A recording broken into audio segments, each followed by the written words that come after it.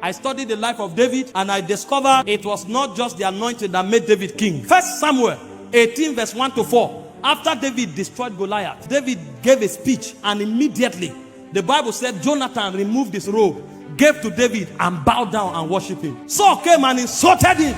He's about to take your throne.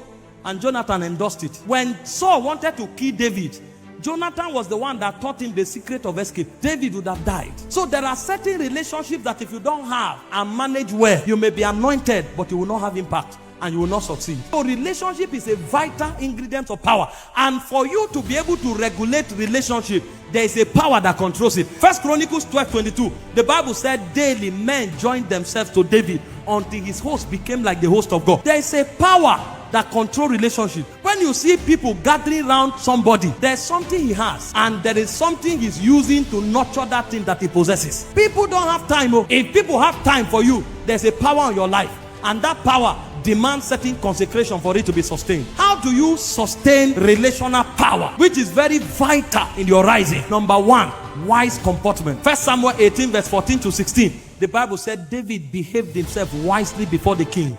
And so the king became afraid of him. He said, but the whole of Israel submitted to David. You can't live anyhow and expect to command the admiration of people. People have standards. People have moral values. They admire you to the degree that you align to standards and moral values. You live carelessly, nobody can associate with you. That's why even people that people associate with, when they violate moral codes, people leave them. And you find them angry that those who are loyal to you in your hard time. Hard time is different from scandal and ridicule. Don't live carelessly and expect people to endorse you in evil. Number two, how to sustain relational power.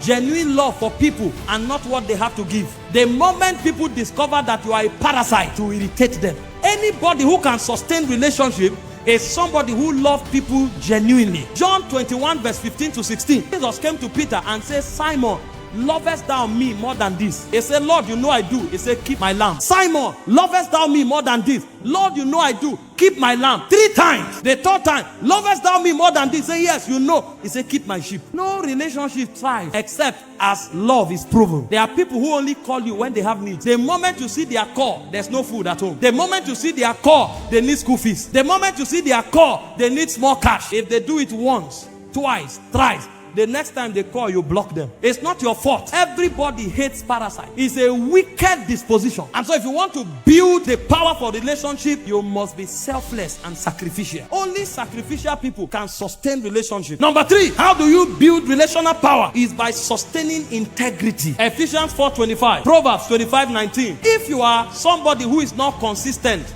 you'll say one today, say another one tomorrow.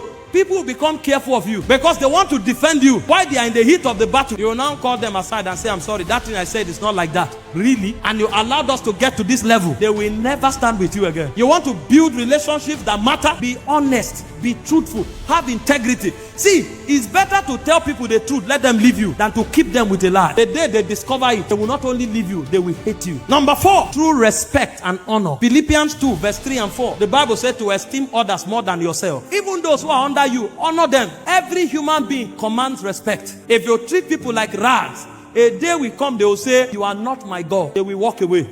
Show people respect.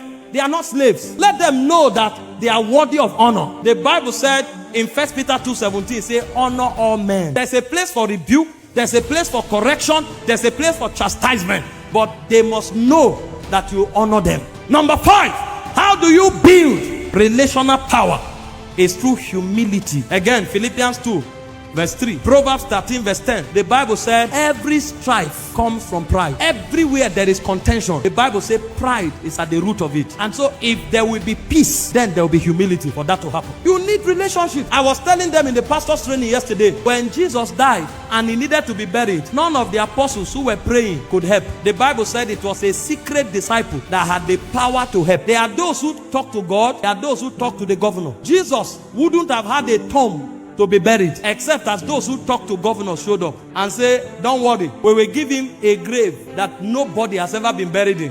That's the kind of power they have. And Jesus could sustain such relationships. And finally, impact. Luke chapter 8 verse 3. And it came to pass afterwards that he went through every city and every village, preaching and showing the glad tidings of the kingdom and the 12 were with him. And Joanna, the wife of Chusa, Herod's steward, and Susanna, and many others, which ministered unto him of their substance. You need to know how to sustain them. Some speak in tongues, some give money, others give connection. Thank you for watching this video. We trust you have been tremendously blessed. To get more messages by Apostle Michael Orokpo, kindly join our Telegram channel by following the link on your screen. Your life will never remain the same. God bless you.